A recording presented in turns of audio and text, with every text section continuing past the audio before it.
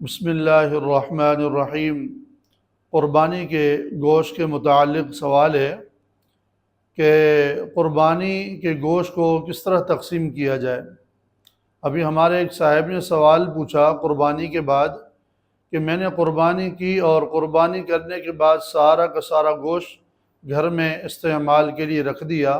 اور ہم گھر میں استعمال کر رہے ہیں، تو کیا ہماری قربانی ہوئی یا نہیں ہوئی؟ کیا ہمیں ثواب ملے گا یا نہیں ملے گا؟ تو لہٰذا یہ خوب مسئلہ سمجھ لیجئے۔ علماء کرام نے یہ لکھا ہے کہ قربانی کے جانور جب اللہ کی بارگاہ میں قربان ہو جائے اور اس کا جب گوشت جب لیا جائے تو بہتر طریقہ یہ ہے، اخلاقی طریقہ بھی یہ ہے کہ ایک مسلمان کے لیے کہ وہ قربانی کے گوشت کے 3 حصے کر دے، یہ زیادہ بہتر ہے۔ ایک حصہ اپنے لیے اور ایک حصہ رشتہ داروں کے لیے اور ایک حصہ غریب فقراء اور مساکین کے لیے۔ تو یہ ایک طریقہ ہے، ایک مسلمان کے لیے اخلاقی طریقہ ہے، ایک تربیتی طریقہ ہے، اور اسی میں علماء کرام نے لکھا ہے کہ یہی فضیلت ہے،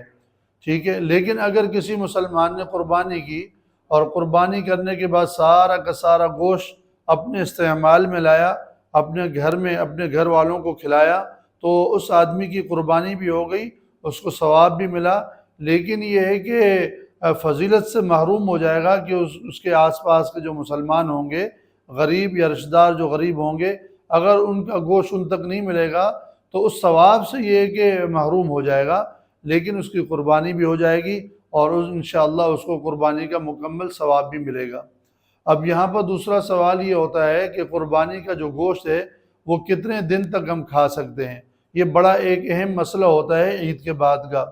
تو لہٰذا یہ بات بھی خوب سمجھ لیجئے کہ قربانی کا گوشت چاہے تو آپ 3 دن بھی کھا سکتے ہیں، چاہے تو آپ 1 ہفتے تک اسٹور کر کے کھائیں، چاہے تو آپ 1 مہینے تک قربانی کے گوشت کو استعمال کریں، کوئی حرج نہیں ہے، کوئی گناہ نہیں ہے۔ بلکہ یہاں تک کہ ہم نے کتابوں میں پڑھا ہے کہ قربانی کا گوشت 1 سال تک بھی آپ کھا سکتے ہیں، اس کو آپ سیف طریقے کے ساتھ حفاظت کے ساتھ رکھ کر، تاکہ گوشت خراب نہ ہو، تو آپ اس کو 1 سال تک بھی استعمال کر سکتے ہیں، اس کے استعمال کرنے میں کوئی مذائقہ نہیں ہے۔ لیکن اخلاقی طریقہ یہ ہے کہ جو لوگ قربانی کا گوشت اسٹاک کرتے ہیں، اپنے گھروں میں فریزروں میں رکھتے ہیں، تو ان کے لیے بس یہ گزارش ہے کہ وہ آس پاس کے غریب مسلمان اور غریب رشتہ داروں کا بھی خیال رکھیں، اپنا گوشت ان تک بھی پہنچائیں، ان کی بھی دعائیں لیں تاکہ ان کے گھر کا بھی چولہا چلے۔ ان کی جب دعائیں لگیں گی تو انشاءاللہ ہمیں اور آپ کو مکمل ثواب ملے گا، اور یہ ایک مسلمان کا حق ہوتا ہے کہ اپنے غریب رشتہ داروں کا خیال رکھے، پڑوس کے مسلمانوں کا خیال رکھے۔ یہ ہر ایک مسلمان کے ایک اخلاقی اور تربیتی ایک فریضہ ہے کہ ہر مسلمان اپنے پڑوس کا اس طرح خیال رکھے۔